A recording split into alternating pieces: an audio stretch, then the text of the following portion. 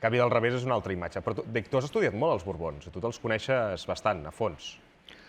Sí, a mi sempre m'ha interessat molt aquesta família, històricament parlant. Però per què? Ens interessa... Jo crec que a tot Catalunya fas un tema dels Reis i funciona molt. Per què interessa tant? Home, perquè aquest país sempre que es diu alguna cosa dolent és que encara portem una càrrega franquista. Dius, no, no portem una càrrega franquista, portem una càrrega borbònica de 300 anys. Ells són els que han estat manant amb 300 anys i el Franco va ser la guinda... Per dissimular.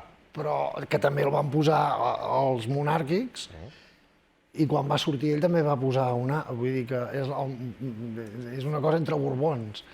I, clar, després mires la disfuncionalitat de cada un dels personatges. O sigui, és que no entenc per què no han fet una sèrie de televisió sobre els borbons. Lo de la corona d'Anglaterra... És una broma. Sí, comparat amb l'Enric, amb el Ferran VII, amb l'Alfonso XIII... Ferran VII com era? Carles IV... Vull dir, tots eren una espècie de monstres, no? Eren uns monstres...